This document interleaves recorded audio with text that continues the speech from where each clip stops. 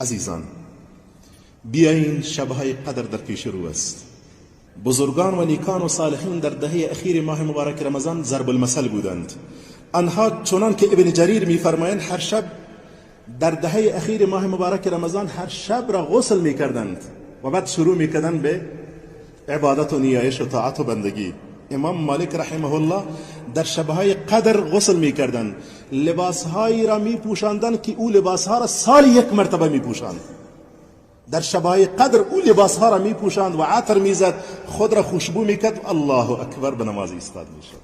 سبحان الله. حضرت عائشه رضی الله تعالی عنها میفرمایند کان النبی صلی الله علیه و سلم اذا دخل العشر، پیامبر وقتی که دهه اخیر ماه مبارک رمضان داخل میشد سه کار را میکرد. سه کار را: یک، ایقظ اهله، خانواده اش را بیدار میکرد، سنتی که الان فراموش شده است در میان امت رسول خدا صلی الله علیه و سلم. کار دومش چی بود است؟ و احیا لیله، شب زنده‌داری میکردن. شبهای دیگر هم پیامبر بیدار بودن، خو گاهی اوقات خواب میشدن، اما در دهه اخیر ماه مبارک رمضان سنت رسول خدا ای بود است که او خواب نمیشد.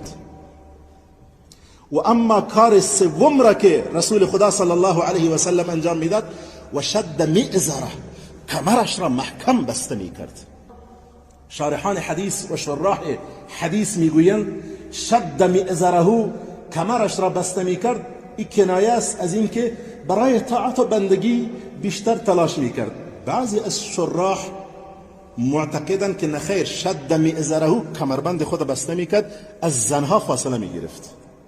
و بیشترین اهمیت دهه اخیر ماه مبارک رمضان به خاطر شب قدر است. عزیزان، شب قدر را قدر بدانید.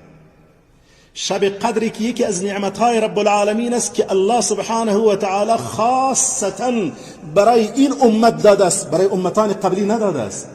و تنها عبادت یک شب قدر بهتر و ارزشمندتر است از 1000 ماه که بیش از 83 سال می شود. شما با انجام دادن همین یک شب عبادت گویا که 83 سال خدا را بندگی کردید. علما یک توصیه می کنند، می گویند شما بعضی از اعمال را در هر شبی از شبهای دهه اخیر ماه مبارک رمضان شما انجام بدهید. به طور مثال 100 روپیه افغانی چقدر است؟ نه؟ چقدر ارزش داشته باشد؟ 100 افغانی را به عنوان خیرات در شبهای دهه اخیر ماه مبارک رمضان شما بدهید. اگر به شب قدر برابر شود گویا که 83 سال شما هر شب 100 افغانی خیرات کرده اید. هر شب 2 رکعت نماز بخوانیم، ما 2 رکعت میگوییم هر چقدر خدا توانمندی داده باشد. شما در دهه اخیر ماه مبارک رمضان 2 رکعت نماز نفل اضافه بخوانید، اگر به شب قدر برابر شود گویا که 83 سال شما هر شب 2 رکعت نماز خوانده باشید. لذا این شبها را با خیرات، با نیایش سپری بکنید. اگر شما در هر شبی از شبهای دهگانه اخیر ماه مبارک رمضان یک جزء قرآن، یک سپاره قرآن بخوانید و اگر برابر شود با شب قدر گویا که 83 سال شما هر شب یک جزء قرآن تلاوت کرده باشید.